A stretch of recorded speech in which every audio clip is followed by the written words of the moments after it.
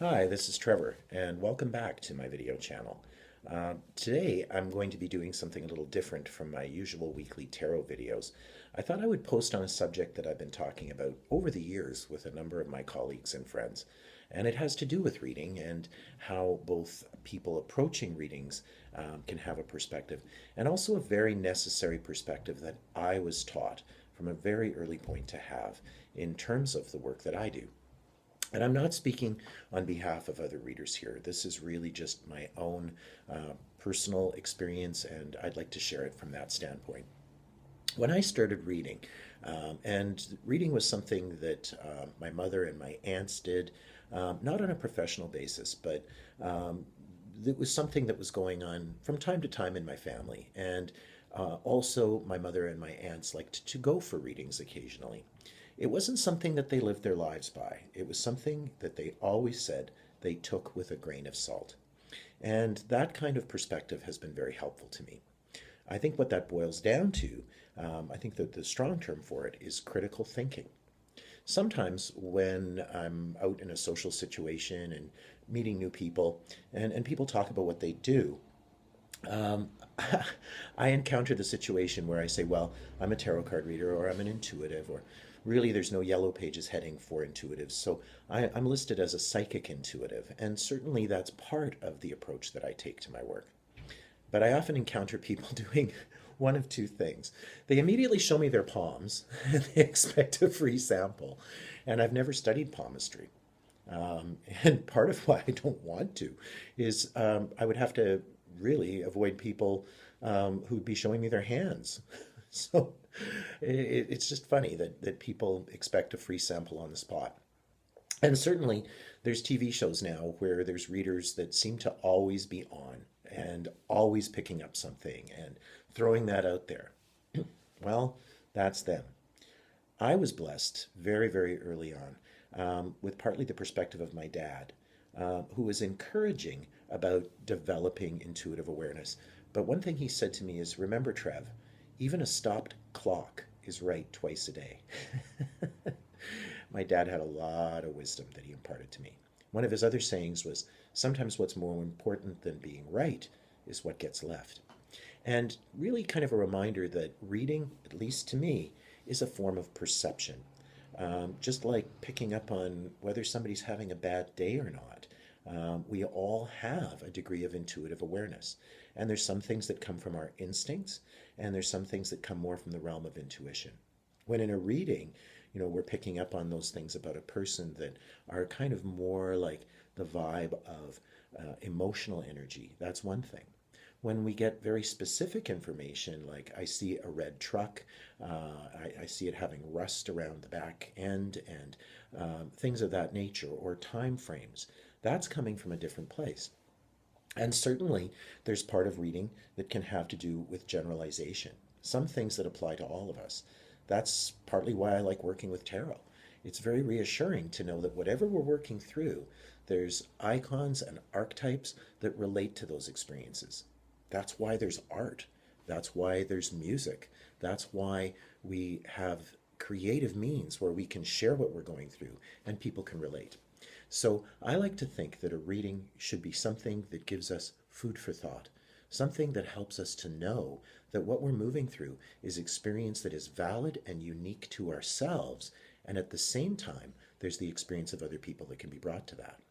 So when people say, because I mentioned there was one of two reactions, the palm out, or here's the other one, I don't believe in that. Really? You've barely encountered it, you've formed an assumption, and you don't believe in that. Well, fair enough.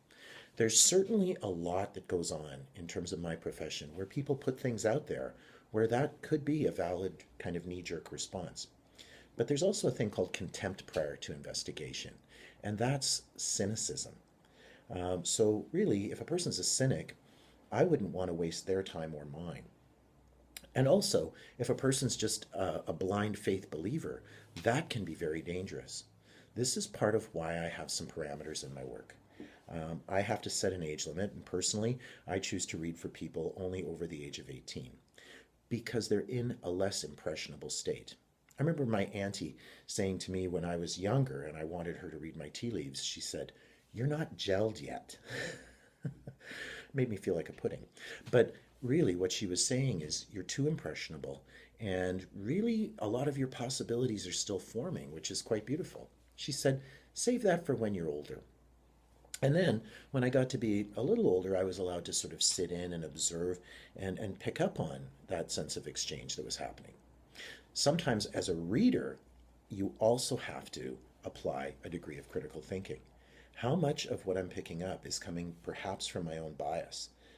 That's where sometimes what we see in other people that can be irksome is perhaps something we get to look at in ourselves. That's part of why I love my job. It has been a source of personal learning for me and really a privilege to learn from other people's life experiences. So a reader has to have a degree of question in terms of what they're doing. Where is that information coming from? How is it perhaps tied into things like bias? A term that we've been hearing more and more about in the last few years is empaths. I kind of think of myself a little bit more as a compath. I try to be compassionate. But one of the things I've had to learn in reading is to be able to stand back, to be able to relate to what another person is going through, but not to be drawn into that state. Otherwise, if you're reading for people who are low, you're going to be feeling low. And just like when a person has the flu, we bring them soup, but say, don't sneeze on me. And we have to maintain those boundaries. A lot of people want to increase their intuitive awareness, but it's also important to practice a degree of some self defense as you're working with that. So, somewhere between the cynicism of, I don't get that, I don't want to, and also the blind faith of, oh my gosh, that's so accurate, is that middle ground of critical thinking. This is also why, when people are moving through times that are very trying, I sometimes suggest that it's a good idea to bring an objective friend along. Somebody who can listen to the reading, somebody who can help you to kind of maintain some perspective. Because a reading is meant to be helpful. But in terms of what I do, I certainly don't want a person giving up their power to me. A reading, in terms of what I offer, should be something that helps you to connect to your own conscience, your own sense of instinct and intuition, and should feel right and relevant. So that's just some thoughts on that beautiful middle ground of some critical thinking, being open-minded and willing to learn.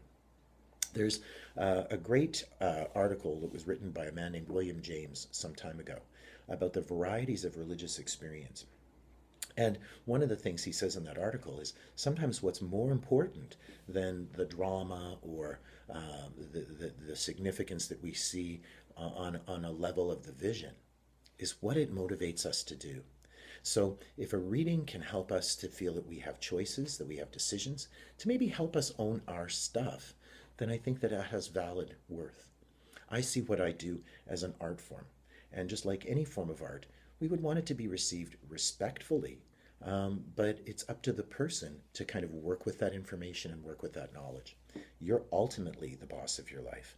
And ultimately, it should be helping you to connect with your own intuition. Just my thoughts, but something I felt I wanted to share.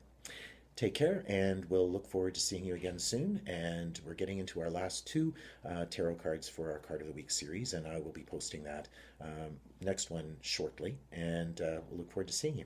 Take care, and bye for now.